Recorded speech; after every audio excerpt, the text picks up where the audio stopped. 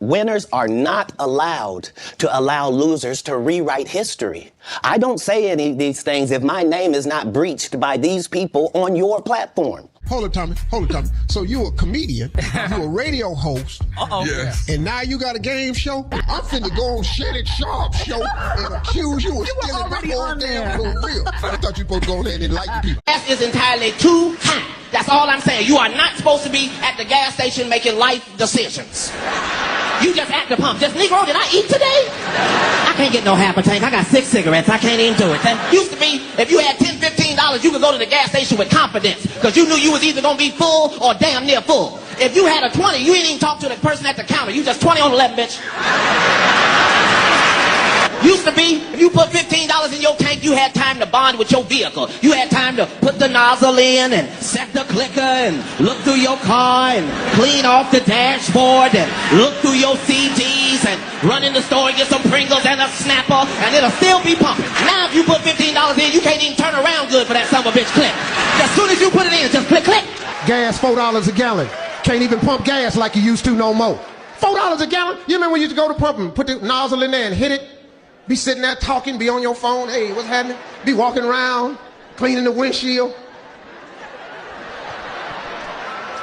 Speaking to gay, hey, girl, what's happening? What you doing? Hey, you. hey, okay, you go in there, bring me a wine. Cat Williams won Cedric the Entertainer's and Anheuser-Busch Best Los Angeles Comic Award. You still a dude's joking to give him an award and then 10 years later you don't know nothing about it. Hey, but I promise you this. What? If he sees me again before he sees you, he'll be talking different when you see him. They came to me. I was supposed to be the 4th king. I got the offer. Yeah, what happened? But I turned it down. Why? Because you shit on Bernie. And I know the truth. You think I'm gonna let you shit on Bernie and then come get me? I'm the next king? You. Especially when I do my single dates, and I'm trying to school her. You don't do your material around a lot of comedians. That's like stealing in front of the police. You don't do it. They mean well, but they sit on the side. Ooh, that's funny. Next thing you know, you see it on HBO or something. You be sitting at home. That shit mine, you know. But ain't nobody gonna believe you. First come, first serve. You know. So when you do new stuff, you never. I'm telling you, for you comics coming up, never bring your stuff out in front of a house full of comedians. You will never work a lot. Especially established comedians like myself, you'll never work a lot. I got too much pride. I can't take something that ain't mine. You know what I mean? I can't go up and say something ain't mine. The kick about going up there is making people laugh about something that you wrote. Time Bernie was here, you was acting like you was funnier than him. The reason you was supposed to go last is because it was your tour. Tell the truth. It was Steve's tour. Not it was going to be called the Kings of Comedy. It was Steve's tour. These are the guys opening for him. Of course you got to close if it's your tour. That's why it was such a big deal. But you couldn't do it, because you can't beat the best. And until you humble yourself, you will forever be kinged by the king. And because you finally did it, because you had no other choice, and now that he gone, you gonna act like, he wanted to be a movie star. You stop it. There's some slick in one of your stand-up, you was being sarcastic saying that if Trick Daddy can own a restaurant, you can do anything. Look, well. What did ugly people get? What I know. That ain't my family tree. I thought somebody was gonna speak up. No, for the first time, it don't matter what the fuck you look like. You can make it. Trick Daddy is rich and famous. I don't give a who you is. You ain't uglier than Trick Daddy, man. That man look like a number 2, a foul. He can make it, you can make it. Right. That man got herpes, syphilis, gonorrhea, lupus, and he got a restaurant and a cooking show, and he eat ass. You can make it. Oh. You shouldn't need no motivation. Right. All the people gotta change is if you. Look at.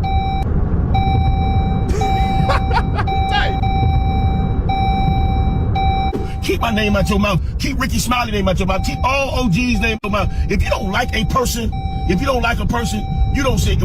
I told people that I didn't think you was funny. I ain't never said I didn't like you. And I'm glad I didn't never say I didn't like you, because by me not thinking you were funny, I actually saw you one day and I was laughing my ass off. I was crying laughing one day. Remember that little boy put you in the headlock? I was crying fucking laughing that day. You scary curls, hair perm wearing ass. Stop, listen, man. Stop talking about other to be relevant in the game, the trend. Because I thought you did Mark Curry's show over after he had just done hanging with Mr. Cooper. Why would you do all of that man stuff that he did on his show on yours and then do the dude's stand-up when you go on the road? And then you never put Mark Curry on your show or nothing? Like, you made enough money, you know? Wow. You made enough money, you did enough, you know, what? Why are you on my material? Right. You know, what's that about? You know, and then, you know, people want to jump up, oh, he didn't know, he didn't steal your... So, yes, he did. Yeah. I mean, no one else has did that. So this was on his talk show. Which talk? Was it TV talk show? His TV talk show. Okay, this was the one he had on NBC just recently. Whatever, yeah. Mark Curry says that you're still stealing his jokes. Hey, man, listen to me. Yeah. Now, I'm getting sick of this right here. Yeah. Mark Curry need to grow up. Steve Harvey ain't been on stage since 2015. Well, he said you used him on one of your shows. Ask Mark Curry what joke he talking about. Tell him to grow up, man. I think it was on Little Big Shots he was making the Are you kidding me? Yeah, he said... Are you kidding me? He said that he confronted you about it before, and then even after that, he used it again. And he still ain't said what joke it is. Get a life, get a career. Right. Go do something, man. Well, he's thinking this is going to help him. He's thinking this is going to help him get a stand-up special now with like Netflix or HBO. Well, good. Go ahead and get one. I got 5 of them, 6 of them. Yeah. Go get one. That'll be good. I'll be happy for him. Do you think he will get one out of this? I think he deserves one. Yeah? Yeah. Halloween was a trip. Halloween, we couldn't afford no Halloween costumes. Hey, kids, please. Mama sent us down to the liquor store, put boxes on us. We didn't know what we were. I don't know what we are. I don't know. She didn't tell us. I think we UPS, I guess. I don't know. Every Halloween, I had the same outfit on. Every year. I just had a brown box. I wasn't nothing sad. I asked my father, could I have a new outfit? And he said, no, just wear the same one. It was just a brown box. And he just told me to tell everybody I was a UPS man. Guy Torrey did a beautiful special about the Comedy Store and Fat Tuesday, where he said that Steve and Cedric and Kevin Hart and Tiffany Haddish came through there and made... All lies. Steve and Cedric never performed at the Comedy Store at all. Tiffany was only seen at the Laugh Factory. Guy Torrey, your guy, Guy Torrey. I need to address this Cat Williams situation, man. I normally don't get into stuff like this, but since my name was mentioned, I need to clear some things up real quick. First of all, I'm not taking any sides, man. You know what? He mentioned Fat Tuesdays. He mentioned my documentary on Amazon Prime right now, which is streaming strong. And he mentioned it was a beautifully done documentary, which it was. But we told no lies. And it was mentioned that in the Club Shay Shay interview that Cedric did not come through Fat Tuesdays, which is not true. Check it out. Cedric the Entertainer and Joe Torre, 1995, Fat Tuesdays. The Cat Williams himself, film director F. Gary Gray, Chris Rock, Guy Torrey, Cedric the Entertainer. Some closer looks. Cedric the Entertainer! Started out as one night. They had him on the basketball court, and it looked like he moving pretty good. I mean, yeah, he moving pretty good. Man, that wasn't no goddamn fofo. Come on now. No, hell no. That's no. You know, just looking at the video. That's a long way. That's a little ways, man. That's a little ways. Okay, so Mike Epps said, I put everybody on and still putting comics on today. None of y'all brave enough or care enough to work with him or come around him. Stop making this shit so bad. We comedian. I put him in a movie when no one wanted to work with him. Some of that shit he said was true and some of it was not. At the end of the day, we all black men in a business that is not ours. I cracked on his jacket because that's what comics do. All this is marketing, dummies. All this he said, y'all mad at me. Get the fuck out of here. We having fun. Y'all stressing. Also, Mike Epps put out another picture. He said, I know what the problem is. We all need another Friday. Put everybody in a movie. All of us. Hey, the best win on screen. All the internet. Forget the money. Forget the status. Forget Hollywood. Let's go big, bro. At Ice Cube, make history, yo. All right, I did get a little jealous, man. Cat broke the internet and didn't say my name, good or bad. I need the press too, niggas. Say something about me in there, man. Say something bad about me. I don't care. I got a special coming out. I need the press. Man, we did a movie together. Damn. Yep. I mean, what did Cat do to Ali? What did he do to you, man? So let's go to the story. Let me speed it up. Shreveport. We in Shreveport. The song out is Every Day I'm Hustling. I walk out to get ghetto. I turn back around. You know how the arena people look in the goddamn yellow shirts. All of them are locked arms, standing in front of the door. I'm like, hey, let me slide through y'all. And the lady who was sitting in front of my door, she said, Ali, I can't let you back in the building. I said, what? Ali, I can't let you back in the building. I said, for what? So they don't know what's going on. It's just been a sign. Don't let Ali Steve back in this building. Okay, cool. Cat's security at the time, dude's name is Carl. Carl comes and he talking over the shoulders of the security people. I'm standing outside, me and ghetto. I'm like, what the fuck is going on? I'm like, Carl, what's up? He's like, man, Cat, I don't know what the fuck is up, man. Cat, I want you back in the building. I said, what? Man, he ain't say nothing. But I can see Cat and his white boy talking, like I can see them. And I'm like, what the fuck is up? So this nigga turns back to me. They wrote me a check and they came and paid me. And this is how they paid me. I'm standing there and over the shoulder of security, I just see a check come over his arm. I see niggas paying me like I'm some fucking bum nigga, like y'all a handout. Okay, cool. It's two ways I can handle this. I could be an ignorant nigga and just be running nigga in the streets, then do it in the streets. But then the nigga opened himself up and he said, nigga, this celebrity boxing thing, nigga, I started it and they niggas looked at me like I was crazy. I said, you started? No, first people I saw was Willie D and Melly Mel. Nigga, way before you, nigga, you wasn't around at the time. And I said, oh shit, maybe I can get this shit settled with this nigga in his ring for a bag. Because he be talking to his boxers just so since you started, let's make it full circle. You haven't had a battle. Once you started with me, now I want to fight. Because I'm good with engaging in the war, and I like that you think that you're going to win because you don't understand what the level that I'm going to go to. Like right now, it's people saying, well, KATT got them hands for you. Cool. Want to know. I think the world want to know what happened between you and Ali Sadiq. I know you said the you world couldn't couldn't possibly want to know that. He's not famous enough for the world to want to know that. Because my side of the world doesn't want to know that. See, my side of the world. Here's the thing. What happened, man? A lot of times, what liars do first is they set up a narrative and a scenario. Like Michael Blackson just got on national TV and told people, yeah, I got a beef with KATT Williams, and KATT is mad at me about this, and because I said this, and I didn't even mean it like that. And the whole time, he's never talked to me. That's how he feels. He's heard I'm angry. I've not had a conversation with him. It's the same with your Ali Sadiq. So now, if that's the story, then let me see if I got this correct. A guy I've never met was supposed to be doing a show with me, and I got so angry, even though I hadn't met him, that I had security keep him out of the building. See, that's the problem with lies. They're faulty from their inception, sir. I'm the person in the story that doesn't have a grudge to feel. I don't care why I didn't like KATT Williams. I would get to the bottom of it. This is not one of those stories. First of all, the actual truth of this matter is, every city that I go to, I already have the comedians who are opening up for me. Not just this tour, but for the 17 100 city tours previous to this. I never go to the city and go, hey, do you guys have some comics here? I'd like to add them to my show. I just don't do it. I travel with the comedians that are coming to your city. We're one unit and one team when we come. That is to let you understand that no comic was fin to come join us that evening because there isn't space for it. I still have to do an hour at the end of this. There's a limited amount of time. So we could just start there. Second of all, I don't care where you're from, what the venue is, how cool you are with the people that work there. KATT Williams show means KATT Williams show. That means don't nothing move but the money. There ain't no loud talking and voice raising and, well, how dare you? How dare you? Let me look on the advertisements and see, do I see your name or face, sir, whoever you may be? Where would you even get the entitlement to be having this question? This is like me insisting that the Lakers put me on as a starter. And I won't take no for an answer. It's ridiculous. You don't even play in our league. And that's before I knew who you were. Now that I know who you are, I'm just ashamed because you took something personal that couldn't have been personal. I didn't meet you. That's how it would have gone if I wasn't there, because the truth is, I wasn't there. All of this happened before I got there. He said, I'm supposed to be on this show. I said, well, maybe he was expecting to get some sort of a payment.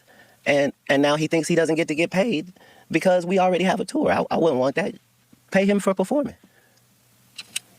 So he got the check of the performer. This is what he's angry about. Imagine the audacity. I would have gave him the celebrity boxing match he asked for if I thought he was a celebrity. Oh, come on, man. You know Ali a celebrity. Come on, sir, KATT. I'm not talking. I didn't mean that disparagingly. Yeah. I meant that in ticket sales, my ticket sales. That's what I meant.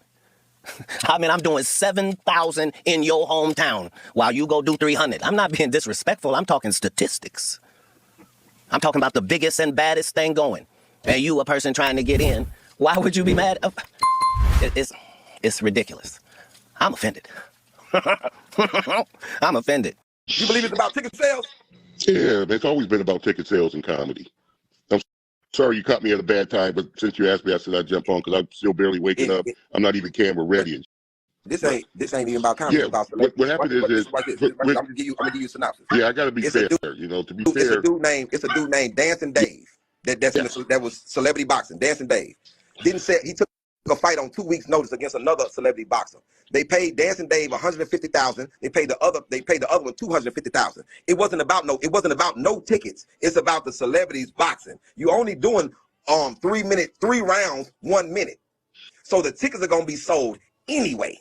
I'm not disagreeing with what you're saying when you make your point in that manner. On a thing that I bring my own people. I don't know why he was there.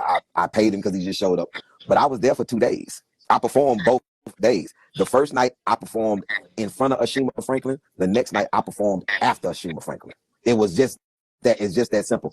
And I wish I was a sentimental nigga who would hold pictures and all that. But all this can be confirmed with Alex Thomas and mostly everybody who was rational that was there. They're like, no, it's no way for this nigga not to say he don't know this nigga because he's been in a vehicle with this nigga voluntarily. I'm riding with Ali to the hotel. Right.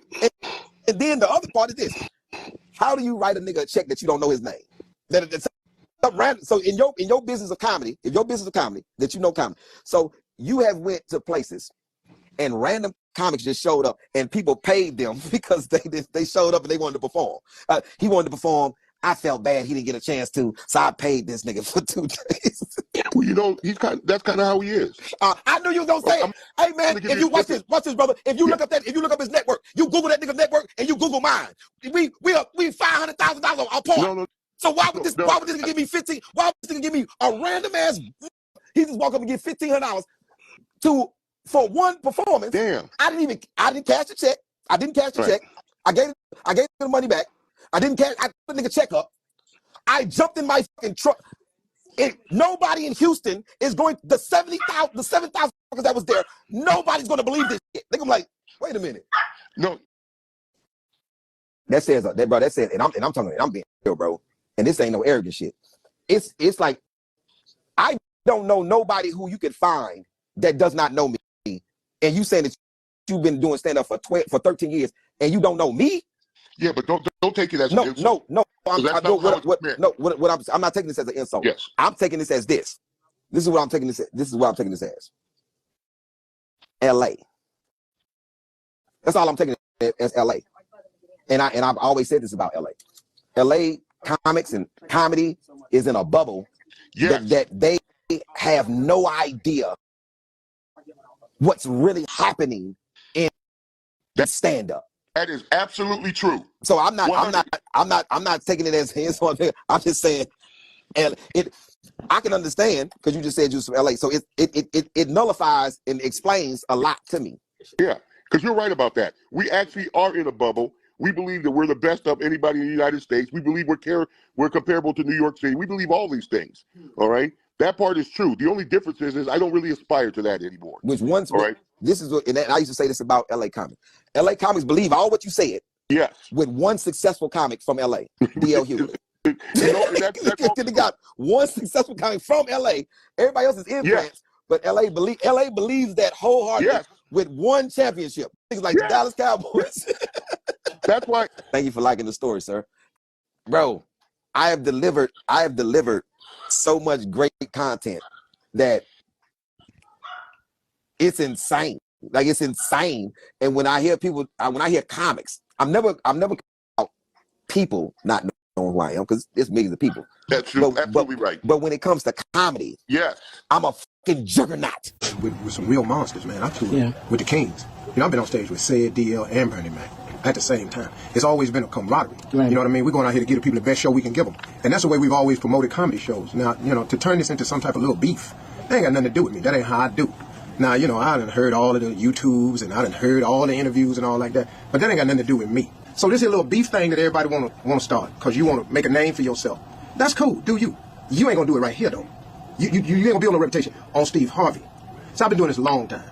So now, whatever you're going to do is cool. Just do you. You do you. So I have nothing to prove. All I got to do is keep being Steve Harvey that he's been for over 20 years. Yeah. Or walking out there on stage. Yeah. And bringing that sunshine. Yeah. I'm going to bring it. But, you know, when you hear all the chatter, you know, it kind of, you go. So it kind of hit you? Kind of like, I mean, it was all unexpected. For what? But, you know, like I always And we say, love you. Bro, look here.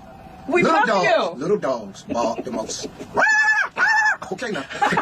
Please understand that a Rottweiler that got off the plane last night in Detroit. See, here's what my father told me. The reason I ain't been coming into town getting all of this back and forth. Yeah. This is what my father told me a long time ago.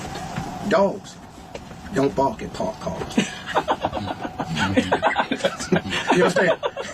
They only bark at a car that's moving. But now when you run your little ass over there and you and the car stops, you got to get right back up on your porch. Because that car might start up again. Don't get your little tail mad.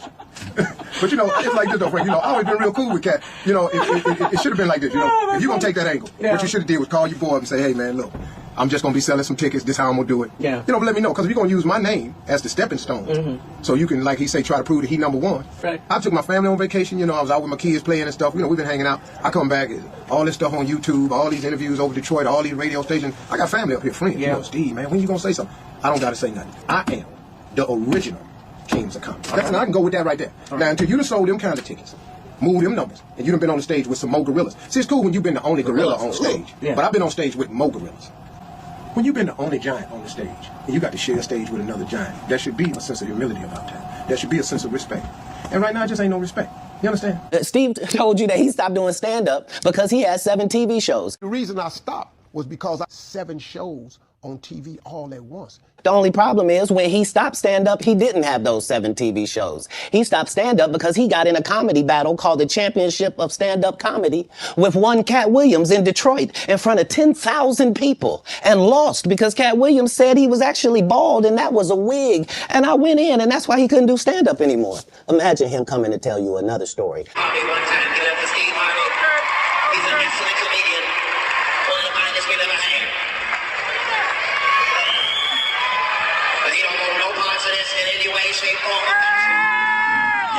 Shit. I spent on them motherfucking tickets and talked about a lady in the audience for 15 goddamn minutes. Nigga should have talked about me the way I've been to talk about his bitch man. We got to a championship, my nigga. You did. You see that nigga had to take off that lace front high top fade because he came out here to battle me out there. I plays no motherfucking game, Steve. I'm a little nigga, I fight dirty. What the f*** is he thinking about? He trying to copy off me and bring that ugly ass sparkly ass tie. Black suit like he was going to a funeral. Yours, nigga, yours. I don't think I give a I give less than whatever less than is. You the one came out here and told jokes about if a bitch lick you on the left lip or you buy that bitch a car. If that ain't the trickiest shit I ever heard. Bitch, you was something I did with the Holy Spirit in your mouth. I ain't buying your goddamn car. I ain't gonna give you a ride.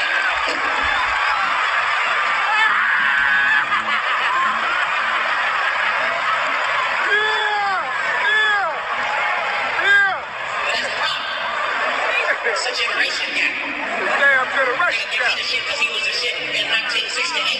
Nigga, I'm the shit this evening, my nigga, this evening. I know my niggas is up in here. I ain't got to ask. I ain't scared about being in the motherfucker round. I'll go round this bitch as long as this bitch go round. Where you at, Steve? Look at me and said, I don't like him. I said, I don't like him either.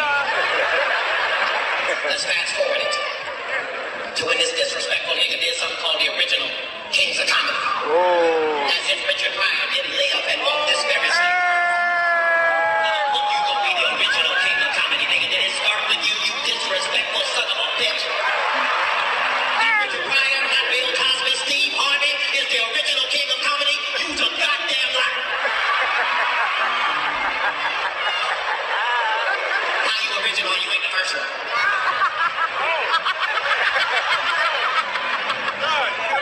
Then the nigga told me that he didn't know nothing about this. And if you listen to his show, you know that nigga's a liar straight up and down.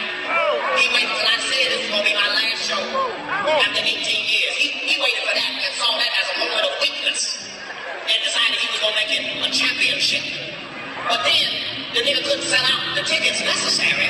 Damn. You think that nigga wanted to be here with me this evening? Frankie Beverly and AIDS. So we could have a Merry Christmas and a Happy New Year. Start off January 1st trying to find his hairpiece and his career, because I come to put that motherfucker on the ground. That's what a championship is, my nigga. If you don't like it here, you can get it in the park. Give a fuck. Now I'm done with bitch niggas in my life. Katt Williams interview on Club Shay Shay. The interview heard round the world. And I don't know, my take is probably going to be really, really boring. Number one, I want people to keep in mind, my dad has been dead for 15 years, so I have not been fully immersed in the world of comedy. I don't know the ins and outs of that like that anymore because my end has been gone for 15 years. You know, I've got friends in the game, but we don't sit and talk about, you know, stuff like that. So I don't know Katt Williams. Never met him. That's one person I never did get to meet when my dad was alive. But from everything that I've ever heard my dad, you know, say, he's always seemed like a stand-up dude. So I have no qualms, no quarrels with him. I thought the interview was hilarious, entertaining. That man dropped so many one-liners that I'm sure we are going to be wearing down to the ground in this year of our Lord 2024. But one of my biggest takeaways in watching people's responses was how people were kind of like, oh, that's kind of sad, like outside of being, you know, tickled by it. And I've seen people say stuff like, it's like watching, you know, your uncles go at it and you're like, oh, why can't we all just get along? Well, I mean, because everybody doesn't get along. Like, I think that's one of the misconceptions about comedians, and I guess it's due to the fact that what they do brings so much joy to others, that the perception, the expectation is that behind closed doors, everybody gets along, everybody it's just love. And no, it's not. They've always been competitive. Like it's always been as far as I've ever witnessed in watching my dad, it's always been kind of cutthroat. Like, you'll have, people beefing, like, same as within your family. Just because y'all related don't mean y'all all get along, right? Comedy's no different. But for me, KATT Williams has my utmost appreciation and respect for giving my dad his props and his flowers. And I felt like it was genuine. There are some people who have given, my dad his flowers now that he's dead, that I'm looking at like, doggone well, he wasn't doing that when he was alive. And that, not just famous people, just people all across the board. As my dad used to say, you ever want to be loved by everybody? You ever want to be special? Just die. It's real easy to give lip service when somebody dies and you go, oh, they were so wonderful. And that's not how you felt when they were alive. But when KATT spoke of my dad, for me, I felt his heart. I felt that it was genuine, and I appreciate it. Again, it's been 15 years since my dad's been dead. If you follow me at all, I've said this repeatedly. Like, it does my heart good to know that my dad was a stand-up guy, that the man that I knew him to be was who he actually was to people, because that's the thing. Like, we can love people and think they one way and then find out later. No. And I say, like, in 15 years, if he was an asshole, somebody by now would have been like, let me tell you about that motherfucker. So that is not the case with my dad. Makes me so proud, and I just really appreciate what I believe the genuine love and respect that KATT Williams showed my father. It is so much appreciated. Much love and mad props to KATT Williams. I would love to sit down and just have a conversation with KATT Williams, because I think that is probably the most entertaining and gem dropping conversation I probably would have in my life outside of conversations with my dad. So yeah, so that's my take. Like I said, probably boring, but that's what I thought. Again, much love and respect to KATT Williams. Steve Harvey here. Yeah, you thought I was gonna run, huh? Y'all wondering, where's Steve Harvey? I know people been waiting on my response to what KATT Williams done said on Club Shay Shay. I was on Club Shay Shay before KATT Williams. See, the reason why it took so long, I had to pray to God to give me the strength not to get mad. God talked to me every day, every damn day. I've been in this business a long time, boy. See, you done messed up with the wrong one. See, you just sitting there talking that bullshit to Shannon Shaw, talking about I couldn't be a movie star. I guess you didn't see you got served. Yeah, that there was acting, huh? Then you're gonna say, I took Mark Curtis jokes and stole his show. Boy, you got the nerve to call me Mr. Potato Head. Calling my ass Mr. Potato Head. Woo! That was a good one. I ain't gonna lie. That was a good one. But I digress. So what? I wore a wig, huh? People asking, why did you wear a wig? Where and when did you get the wig? Whatever. But your ass thought that shit was real. Everybody thought my shit was tight. They thought it was a real hairline, huh? See, KATT? You don't fuck with a dog. You a cat, I'm a dog, huh? We both from Ohio. Except you from Dayton, and I'm from, yeah, you guessed it, Cleveland. All day. See? You know what you done did? You done started a war. Yeah. Anytime, any place, boy. Anytime, any place. I feel like a rapper. Yeah, this here's a rap battle. Yeah. I'm gonna spit a couple bars for your ass, KATT. Huh? Watch this. I'm gonna show you some real skill, boy. See, you done fucked up, boy. Better watch your ass. That there interview might be your last. Talking all that shit and telling them lies. I see your ass in the street, boy. I'm about to swell up them eyes. Yo, I don't give a damn what people say about Steve, but I'm gonna get that money. You best believe, yeah. You got one more time to fuck with me, little dude, because this here gonna be a real family feud. Yeah, I'll tell you that right now. Oh, yeah. Williams family, Harvey family, let's play the feud. Survey set. KATT Williams, if you're ever around him, ask him, how much money has he given away? Just given away. Like, just ask him that. Just be like, how much money have you given away? If you're around him, if you're interviewing him, just ask him. Because it has to be insane. KATT is one of the most generous people that you're ever going to meet. And a lot of people don't know that. He don't get a lot of press and love for that. One of the most generous ever. He's had to have given away, I don't even know the number. It has to be crazy. Because there's a lot of people with stories about him giving money to. Case in point, I remember I was at the Comedy Store performing one night, got off stage. And this was like early on, before really a whole bunch of stuff was happening for me.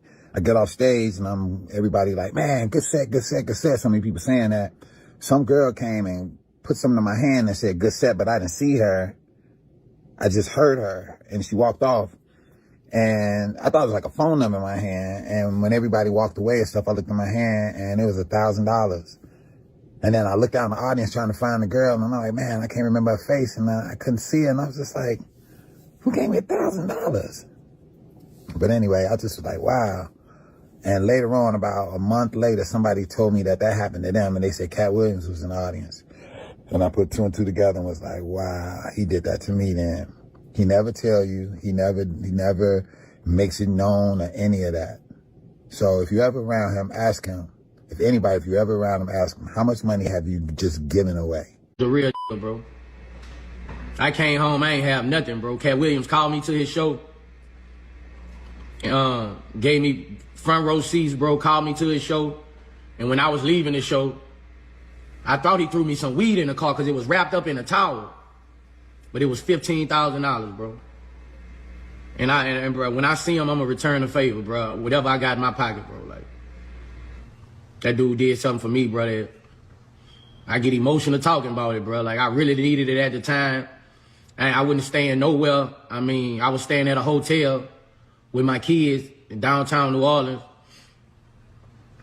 I ain't even have nowhere to stay there yet, bro. And no, I had just got the house. I was at the house. I had just rented the house from Baby. And Katt Williams gave me $15,000, bro, all hundreds, bro. I thought it was weed. My boy City say, ooh, they gave you some weed. They threw it back there. I unwrapped the towel with the rubber band. It was $15,000, bro. Bro, man, bro. I'll never forget that, bro. I just want to see him and give him $15,000, bro. Like, nigga, a real nigga for that, bro, you know.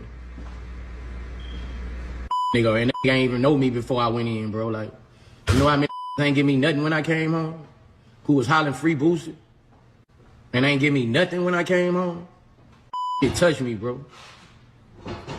It touched me, bro. Like, and they gave me $15,000, bro. They had hollering free boosted all over the world with that bag, and they ain't give me nothing, bro. That dude gave me $15,000, bro. Katt Williams is a real nigga, dog. Then he did it. Then the way he did it, he threw it in there, bro, and just left. And just was gone. He ain't say, huh, bro? He ain't say, he just threw it in the window, bro. I opened it about a little bit down the road, so I couldn't even turn and say thank you. I couldn't even, man, bro. I'll never forget that dude, bro. If he fall, he always got me, Jit. If he fall, he always got me, bro. He'd come get it from me. And ask the right questions, and Katt I like that he didn't try to keep talking over Katt Williams, which made it a great interview, because sometimes the interviewer can make it about themselves. And I think Shannon did a good job of, sometimes I'm pretty sure he had more questions and he wanted to jump in, but when Katt Williams wanted to finish a point, he didn't stop him. He let him go.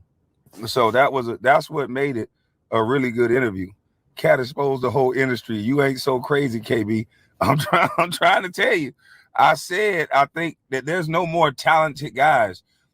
They keep the talented guys at the bottom, and they say that they're crazy. They say that they're nothing. They say that they're bust.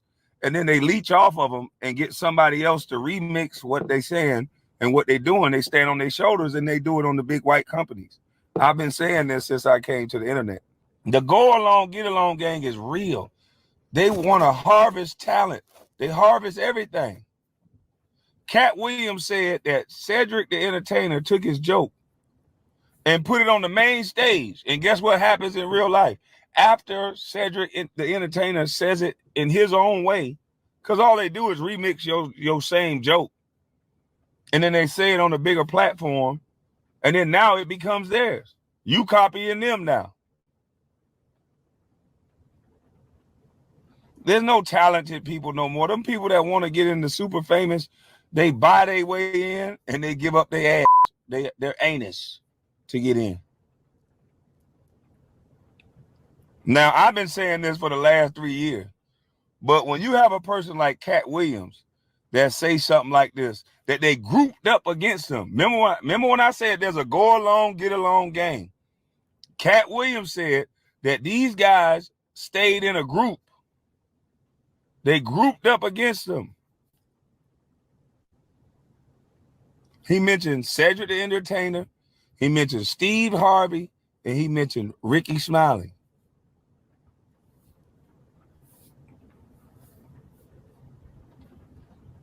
He talked about gatekeepers. All of what I said, this man has said. And he's been saying it. We don't got no more people like that.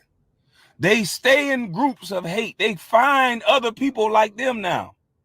In this day and age, if you a f***ed up off the wall person, you find other people that's f***ed up off the wall like you, and then you join their group. Because everybody needs somebody, right? There are some celebrities you bet not say nothing about, or you will have a mob of strangers. I'm talking about a whole mob of strangers after your ass. And you won't even know what happened. But it ain't no go along, get along game. Ain't no go along, get along game. It's a mob of strangers after you say something about Rihanna, Cardi B, Beyonce, Oprah. Man, there's some 40, 50-year-old ladies that'll goddamn take off their pearls for Oprah. There's some 60-year-olds that'll hit you with a cane by Oprah. I find it mighty strange that Katt Williams is supposed to be crazy, supposed to be all these derogatory names. He's a drug addict. He's all these things. They already invalidated him, right? The man do 1 million something views in 7-8 hours, and then almost every comedian respond to him. Almost every comedian he talked about, the ones that he went in on, they responded to him quickly. And then not only did they respond to him, I noticed something else that maybe y'all didn't notice. I noticed they didn't respond to what he actually said. I noticed all they did was talk about how he might be mad or get anger out his heart. They never addressed the things he said. Katt Williams used it as Kevin Hart used it as a chance to promote his movie. And said that the man has some hate in his heart. But we can look at the timeline of Kevin Hart to where I do remember you saying very boldly that your brand, you got to have boundaries. And this was your words. This is not me taking Katt Williams' side or nothing like that. Your words before you got all that money, right? Your words was you got to have boundaries. You got to have boundaries that you just won't go past. Because I have a brand. And let me say I'm paraphrasing, even though I think I'm stating it verbatim. But let me say I'm paraphrasing because you got a lot of money. So I'm paraphrasing. So this might not be verbatim, but people can go hear you say something like this. Yeah, you got to have boundaries. Yeah, I got a brand. And my brand is everything to me. I got to protect my brand. Before he got that big money, he said he would never wear a dress. 2 years after he wore that dress, he signs a big deal. How? He said he wouldn't do it, but he ended up doing it. Williams was trying to always say, Brandon don't wear a dress. Because P. Diddy be wanting the body. And you gotta tell him no. No, he was saying in the media, so I thought he was heckling me. He was really trying to help me at the time. I didn't know that. I was immature. Right. I feel like, dang, why I'm trying to make it. Why you bashing me? And then he was trying to warn me, don't get in the dress. So the Awaken brand, and you couldn't pay him $1 trillion to get in the dress. Message. Yeah. For me, I can only speak for my journey. Once I put the dress on and I had that fire was put out. What? Bro, what are you talking about, man? Yeah. And I only did it 1 time. So imagine doing it 3 times, 4 times. But then Tyler Perry did it, he got stronger. I don't know the rules. You know what I'm saying? This is what happened to me. I'm not here to knock another brother because that's their path. Yeah. That's one thing I don't do is knock my brothers. Because that's their path. But I'm saying my path, when I put on a dress, it came with a demon baby mama and a starter kit for hell. Message! That's what happened to me. You haven't seen me since, to be honest. But then I feel stronger though. Would you like warn other stand-up comedians about a dress? Yeah, I had an interview too where I would do it. No, her ex is Katt Williams. Definitely is. What was it like dating Katt Williams? Outside of all the crazy antics and the FBI raids and, you know, the going to jails and stuff. Wait, were you there during the FBI raid? Yes. So like you were there and the FBI I got a came in. gun pointed at my chest and was told to stand up at like 9 in the morning. My ass was walking around because I probably had got busy. I had a t-shirt on. And I had to get down on like a floor, and it was like lasers and scopes at my chest, and it was the scariest of my whole entire life, and I was definitely traumatized after an FBI raid. And then I had to go and like stand trial because he had like a whole thing, and FBI was after me. I feel like they be with Katt Williams. They do. They don't like him. They do. Do you miss Katt Williams? I miss his wisdom. Oof. I like that. I like that. His guidance, his hand on me. And if anybody's worked with Katt or they knows Katt, they know that he can put a hand on you and help guide you. He's guided so many comedians to the next level. He's a very intelligent brother. He had the highest IQ test score that you can ever get. Katt has it. Mom is a doctor and his dad is like a scientist. Are Like you serious? Yeah, he's. I had no idea. Was he really like a pimp? Not necessarily Not a officially, pimp. He was selling a paper route. He was like kind of like whatever, trying to hustle. And he was throwing papers to like a house, and it was a house full of prostitutes, and their pimp had just got shot, and then he wanted to kind of save the women because they didn't know what to do. He kind of took some women under his wing and helped them get some money. Yes. Shout out to Katt. Yeah. Now, why did you and Katt split up? Just all the legal stuff. Like it started to become overwhelming. It was too much. And I felt That's like, fair. is my future gonna revolve around constant arrests, constant raids, I mean, It's a wild life being with Katt. I had to go in front of a grand jury and testify in front of a grand jury in LA about his tax evasion thing that he almost did a lot of time for. I was hiding under my mama's stairs at one point because the FBI were at her house trying to get me to testify against Katt. Like that was after an FBI raid. This is a whole nother situation, Right. you know? I left the country because they just didn't want to get involved. Didn't want to get involved, Right. and I don't know nothing on them. Shout out to you for holding it down, though. She a rider. Angela is a writer. Just say if Katt Williams, back with you, would you be open to a relationship with Katt Williams? Oh my God.